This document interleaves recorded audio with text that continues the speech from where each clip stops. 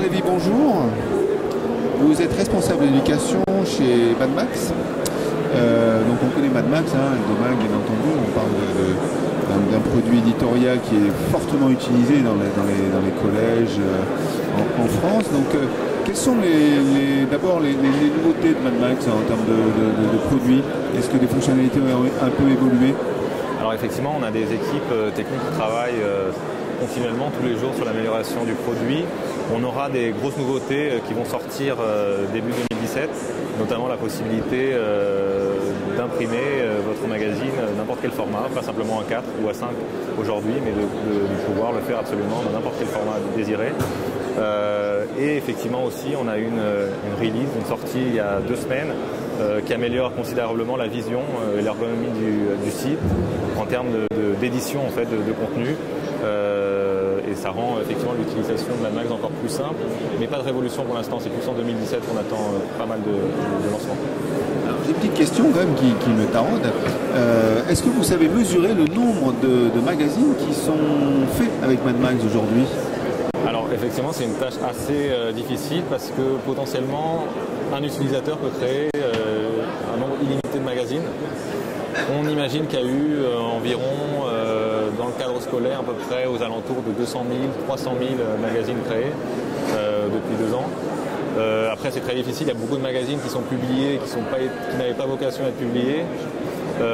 Donc, en termes qualitatifs, ce serait beaucoup moins de ça. Mais effectivement, ça fait beaucoup de magazines créés et à divers degrés, en fait. Que ce soit dès 8 ans en école, ou même plus tôt, pourquoi pas. Comme c'est le cas aussi dans le collège ou au lycée, voire même dans les universités.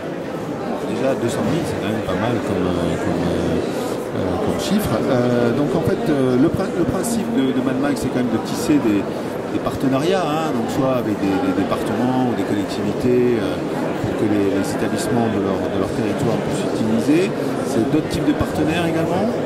Effectivement, cette année, on a la chance d'avoir un partenariat avec l'OCCE, qui est l'Office central de coopération je relis à l'école et qui gère aujourd'hui énormément d'écoles, quelques lycées et collèges également sur le territoire français et pour lesquels on a une offre particulière et où on peut, grâce à eux, toucher potentiellement 5 millions d'écoliers. Donc 5 millions d'écoliers peuvent demain créer un magazine avec Mad Max et ça c'est franchement une chance incroyable de voir que Mad Max peut utiliser, qui est le but par le plus grand nombre. Les journalistes vont être de plus en plus jeunes en fait grâce à Mad Max, à l'OCCE. C'est le but de Mad Max, effectivement. On n'est pas une ressource qui a pour but d'être utilisée dans les écoles de journalisme, mais pourquoi pas justement par des futurs journalistes et des futurs étudiants de l'école de journalisme. Et effectivement, Mad Max est un outil simple et qui marche et qui a l'avantage de mettre le pied à l'étrier et d'inciter une lumière de curiosité vers les métiers du média, vers aussi les questions des droits d'auteur, on en parle, et de manière assez rapide, simple et pédagogique. Donc effectivement, c'est ça le but. Derrière un projet de magazine, il y a beaucoup de choses en termes pédagogiques qui sont effectivement utilisées par les enseignants. Aujourd'hui, donc, pour parler de contrat, dans quel territoire vous venez d'implanter ces solutions? Alors on a la chance d'avoir continué notre partenariat dans 4 départements de façon différente. Soit c'est des déploiements sur tous les établissements du territoire, soit c'est sur certains établissements du territoire, soit même on accompagne sur des actions éducatives bien ciblées, des projets en faisant des maquettes particuliers. Et je peux citer évidemment le partenariat qui s'est donc reconduit avec le département de l'Oise, de la Somme, du Val d'Oise et du Pas-de-Calais aussi.